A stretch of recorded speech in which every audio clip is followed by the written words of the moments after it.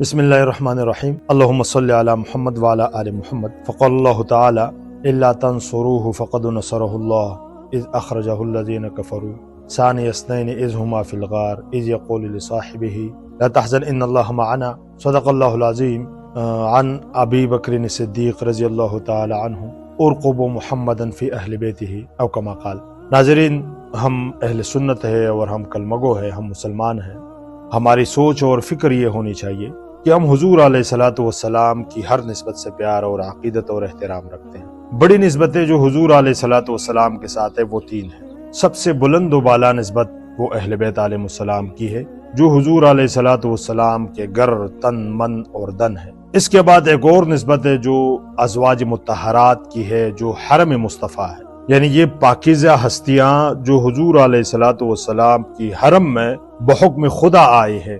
اور تیسری ایک بہت بڑی نسبت جو صحابہ کرام کی ہے۔ صحابہ کرام کا مطلب ہے حضور علیہ الصلوۃ والسلام کی جو محنت ہے ان کا ثمرہ، اس کو صحابی کہا جاتا ہے۔ صحابیت ایک ایسی نسبت ہے کہ جن سے بڑی نسبت کوئی ہے ہی نہیں، ایسی خوبصورت اور بلند مقام کہ جو حضور علیہ الصلوۃ والسلام کے صحبت میں رہنے کی وجہ سے ملی ہے۔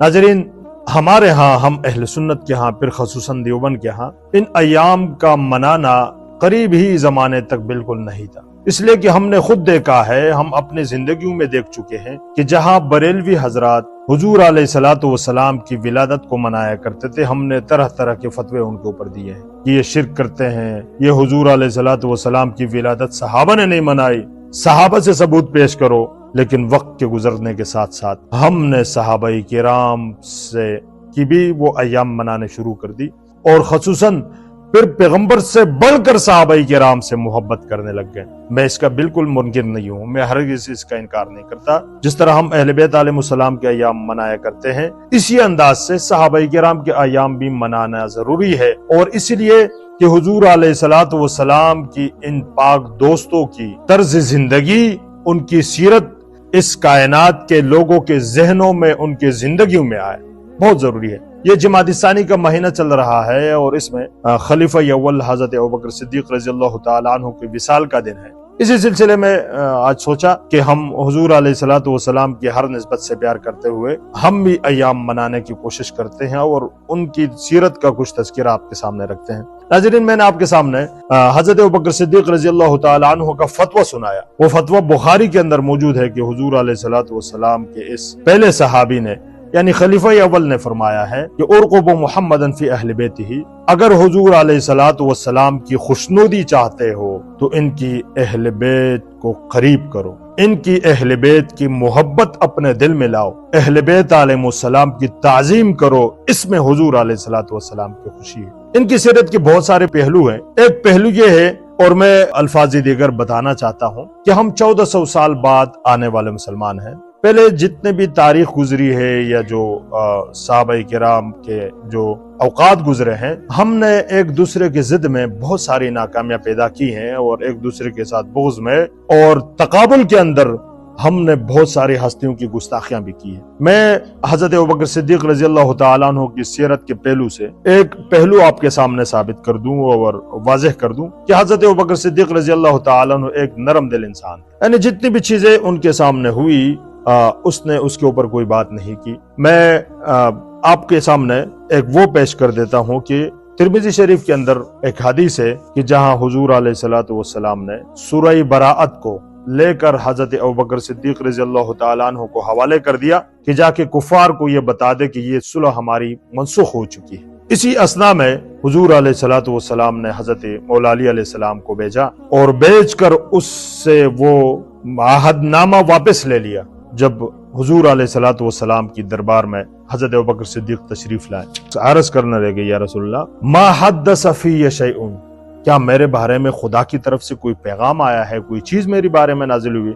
تو حضور علیہ الصلوۃ والسلام نے فرمایا، ما حدث فیک الا خیر ولکن امرت الا یبلغه الا انا او رجل منی۔ یہ واقعہ کچھ یہ تو مختصر انداز سے بیان کرنا چاہتا ہوں کہ سورہ برات کے کچھ باتیں تھیں، جو ایک صلح تھی، اس معاہدہ تھا، اس کو تنسیخ کے لیے حضرت ابوبکر صدیق کو حضور علیہ الصلوۃ والسلام نے دیا۔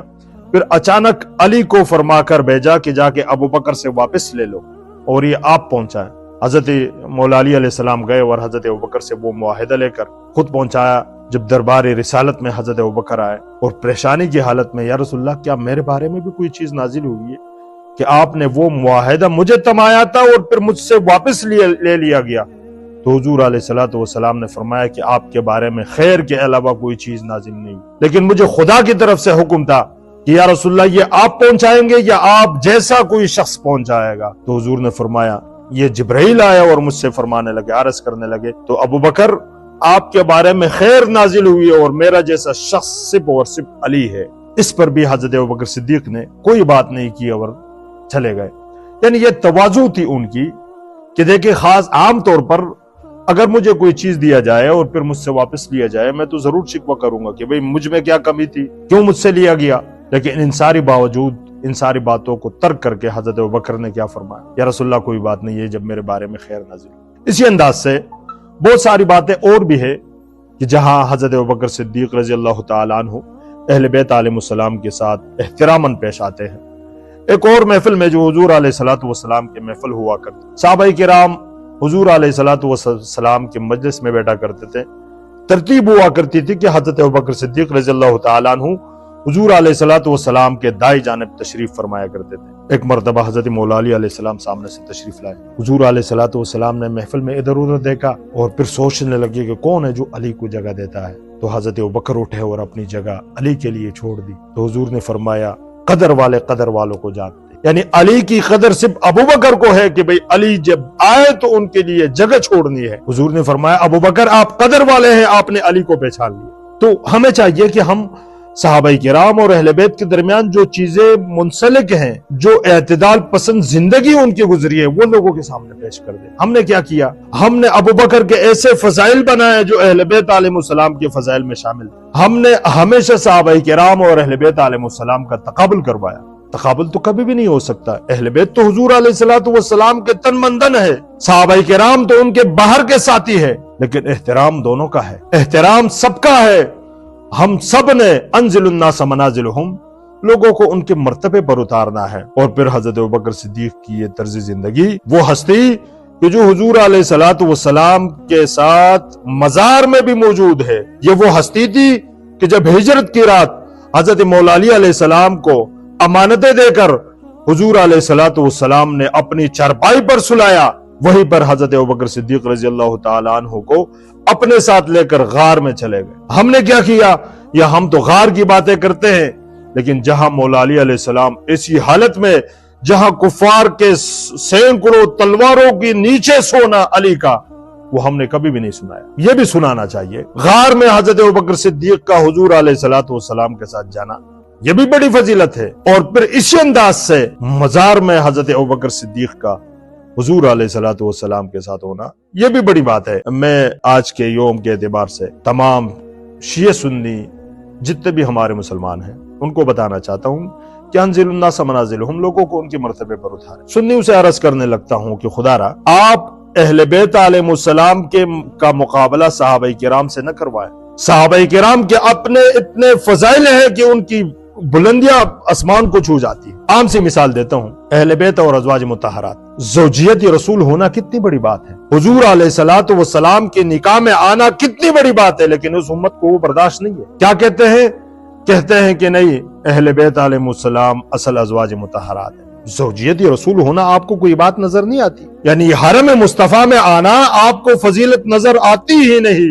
इसलिए तो हुजूर अलैहिस्सलातु वस्सलाम ने जब चादर ततहीर में अहले बैत अलैहिस्सलाम को बैठाया, उम्म सलमा ज़ौजे मुत्तहरा होने के बावजूद कहती है या रसूलल्लाह व अना मिनहुम, मैं इनके साथ बैठ जाऊं। हुजूर अलैहिस्सलातु वस्सलाम ने फरमाया इन्नका अला खैर, आप खैर पर है, आप मेरी निकाह में है, आप मेरी ज़ौजा मुत्तहरा है। लेकिन फिर उम्म सलमा ये भी अर्ज करने लगती है, अगर मुझे हुजूर अलैहिस्सलातु वस्सलाम उस चादर ततहीर के अंदर बिठाते, लकाना अहब्बु इलैया मिम्मा तत्लु शम्सु अलैहि व तग़रुब, तो ये मेरे लिए दुनिया और माफिहा से बेहतर होता। आज हम अहले सुन्नत के यहाँ बाज़ तकफीरी इस बात पर लड़ रहे हैं कि अहले बैत अलैहिस्सलाम में अज़वाज मुतहरात को दाखिल किया जाए।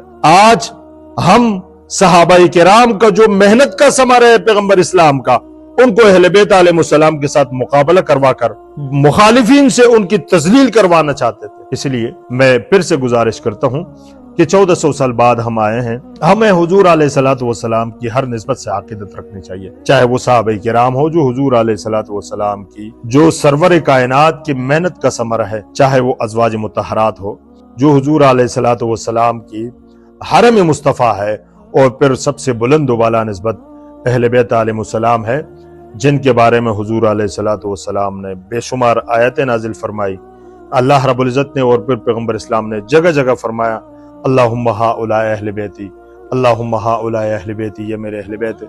تو اس لیے میں ایک درخواست اور ایک پیغام اس امت کے ہاں دینا چاہتا ہوں کہ صحابہ کرام کا بھی بہت بڑا مقام ہے، اہل بیت علیہ السلام کا بھی بہت بڑا مقام ہے، اس لیے ہمیں چاہیے کہ ان سب کا احترام رکھتے ہوئے آپس میں اتحاد کی فضا قائم کریں۔ پاکستان کے اندر تکفیریت اتنی زیادہ بڑھ چکی ہے، پاکستان کے اندر صحابہ کرام کی شان میں کمیاں اتنی زیادہ ہو چکی ہے کہ ہم ایک دوسرے سے دست و گریبان ہیں۔ اللہ تعالی ہمارا حامی اور ناصر ہو، اور ہمیں چاہیے کہ ہم صحابہ کرام کے ایام کو بھی منائیں، اور اس لیے منائیں کہ ہم حضور علیہ الصلوۃ والسلام کی ان دوستوں کی، ان اصحاب کی زندگی کو، ان کی سیرت کو اپنی زندگی میں ملائیں، اور ہم اہل بیت علیہ السلام کی سیرت کو بھی اپنی زندگی میں ملائیں۔ والسلام ورحمۃ اللہ، جزاکم اللہ خیرہ۔